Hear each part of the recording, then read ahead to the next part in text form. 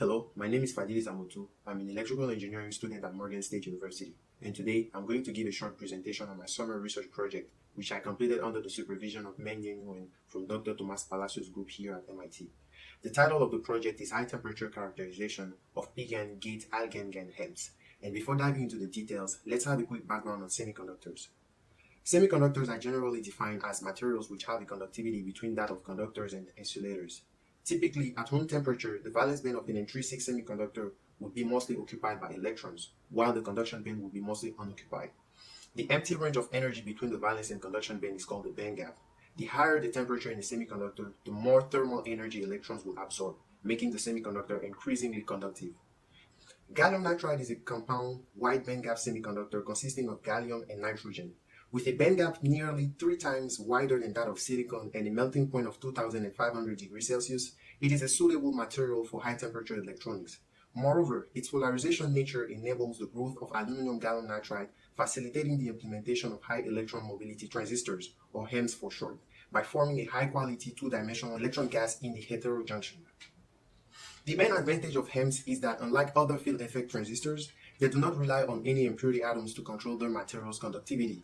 The HEMS characterized in this research is a normally off-gate junction transistor optimized for large-scale integration and high-temperature operation. The goal of the research was to observe electrical degradations of the device at 500 degrees Celsius, and the steps taken to achieve this goal can be broken down into 2 main categories: ex situ and in situ measurements. Let's start with the ex situ measurements. 2 dyes were exposed to 500 degrees Celsius in a nitrogen ambient furnace. Dye 1 contained passivated devices with wire bonding pads, and dye 2 contained unpassivated bare devices. All measurements were done at room temperature on a B15058 parameter analyzer and a commercial probe station, and all devices stayed at 500 degrees Celsius between measurements. After keeping dye 1 inside the furnace for 24 hours, the average maximum drain current of its transistors more than halved, from an average maximum of 25 milliamps to 11 milliamps. Later on, after being heated to 500 degrees Celsius and brought back to room temperature 5 times in the course of 19 more days, the average drain current went down to 9.1 milliamps. Unexpectedly, the devices on dye 2 performed better after being exposed to 500 degrees Celsius for 15 days, from an average maximum drain current of 25 milliamps to 35 milliamps, which is a 40% increase. However, they eventually started degrading and reached an average maximum drain current of 33 milliamps after 5 additional days in the furnace.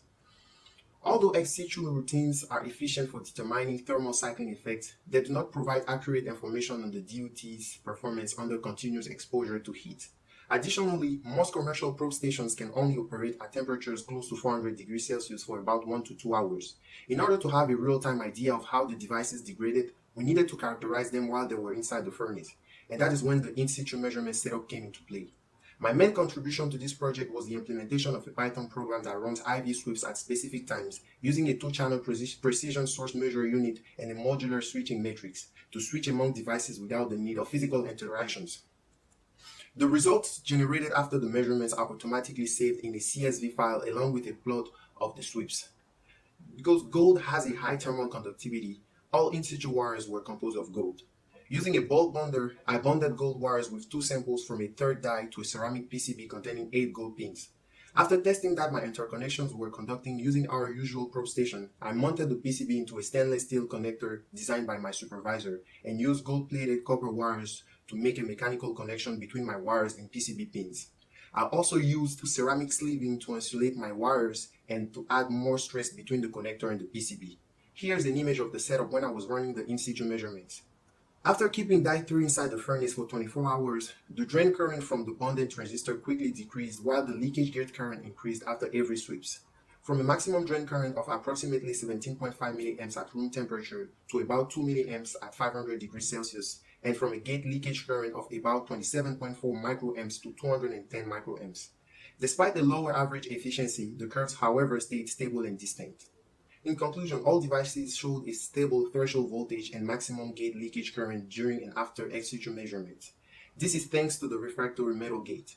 The on current stayed stable during in situ measurements, while the gate leakage current increased by a factor of 10, and this was never observed before wire bonding. The in situ measurement system worked flawlessly and helped us establish a confident inference on the device's malfunctions. In order to have improved results and measurement quality, The bonding technique needs further optimization as it became the dominant limiting factor of all devices' performance. I convey my sincere gratitude to my research supervisor, Mengying Yuan. I cannot express enough thanks to him for his perpetual support and patience. I would like to acknowledge Dr. Michael Spencer, my research advisor at Morgan State University, for paving the way for me to have a successful research experience and for teaching me most of the things I know about semiconductors. I would like to acknowledge and thank Dr. Tomas Palacios for accepting me in his renowned laboratory and for putting at my disposal everything I needed to succeed in this project. And last but not least, I would like to acknowledge MIT's Office of Graduate Education for giving me this great opportunity to conduct research here at MIT. Thank you.